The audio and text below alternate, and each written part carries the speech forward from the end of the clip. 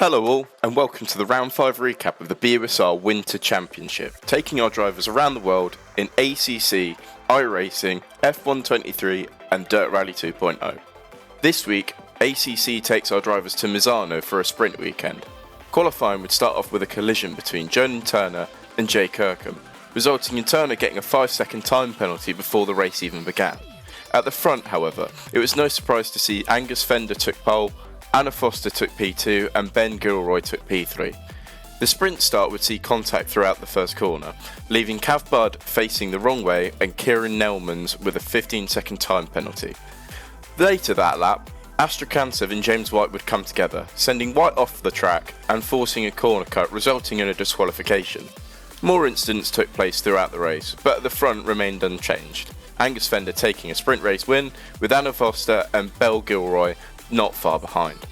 The feature race would once again have contact through the first corner, Anna Foster turning in too sharp and driving into the side of Gilroy. There would be less severe contact overall during the race, with an exception of James White braking in too late into a corner and causing a chain reaction. This reaction was between himself, Mazilu and Haskell, but in the end Angus Fender would go on to take a comfortable win, with Foster and Gilroy battling it out at the end, with their positions then remaining unchanged. Next week, the drivers will head to Suzuka, returning to the endurance race format. This week, at iRacing, our drivers headed to Concord in the street stocks. In qualifying, it was Marley Watts that took pole position, followed closely by Charlotte Perkins. The first race would be clean, with no contact being made off the start. However, the first caution would come out when Astrakhansev looped his car into the barriers.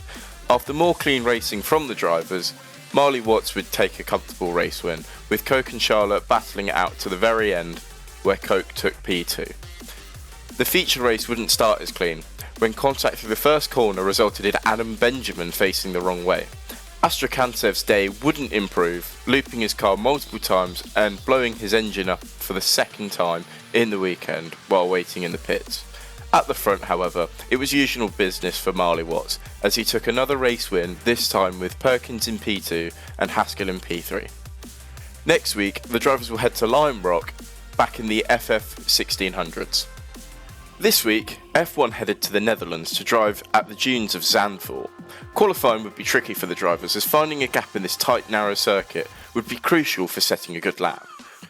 Once again, Dazen was quick from the get-go, setting the pace early on in the session. However, it would be Geek who took pole after setting a blazing fast lap at the death of the session. At the start of the race, we saw Geek and Dazen get a great launch off the line, which resulted in Cameron Searle dropping into P3. Just behind, Joe made contact with Matty, spinning them around and causing a big pile-up which brought out the safety car after just 2 corners of racing. On lap 3, the safety car came in and chaos throughout the field resumed. Into turn 1, Dazen and Cameron made contact, losing precious time to Geek ahead. A few laps after the restart would see Matty retire after a game disconnection problem. This means that the top 3 of the championship all used their dropout rounds, and any DNF or bad result may put them out of the championship contention. There were battles throughout the field, but Dazen didn't have to worry about this, as he had managed to drop by Cameron and Geek for a short period of time. Geek then soon caught back up, and the jostle for the lead continued. This was paused by the safety car that came out on lap 14, after GMTUFC retired from the race, which would see almost the entire grid pit for fresh tyres. With the battle resuming, we saw RWB and Aria go side by side through the first series of corners, and just behind Moore Island and Ice Nihilus had their own fight. Dazen would be the first driver to take the checkered flag after driving an amazing race, with Searle less than a second behind him. A much better race result after an unfortunate Spain.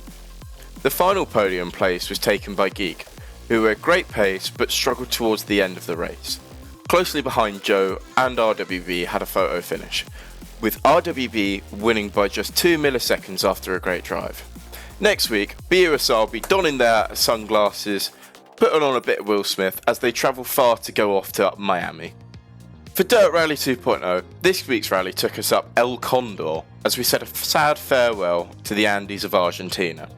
The twisty mountain roads, known for their narrow tracks and rock-strewn bends, provide the fewest amount of kilometres all season, but turn into some of the lowest average speeds, even for the fastest cars of dirt, the R5s. However, the result was the closest so far of the season.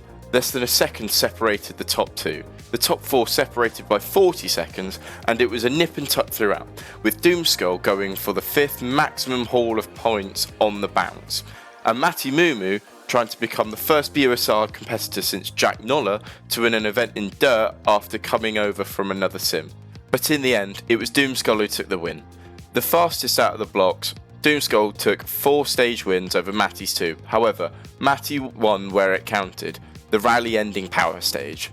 Whilst Doomskull holds an almighty 60-point lead in the overall standings with nearly 2 maximum scores, he also has more than a round in hand over Matti in the student standings.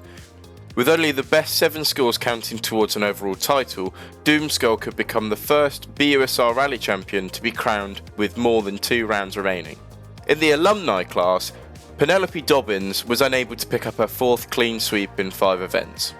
Asher V was able to take the win on the power stage, as his Coventry teammate Charlotte Perkins was the only one of the 13 starters that failed to finish the event when she fell off of one of the many bridges in Argentina. Next week, our drivers head to Europe, as the La Figuera stage in Spain makes its last appearance with the raw and unbridled power of the rear-wheel drive Group B machines. And that concludes this week's recap. If you're interested in competing with us and you're a university student, then please head over to our Discord at busr.gg/Discord to find out more. Thank you for watching, and we'll see you here again next time.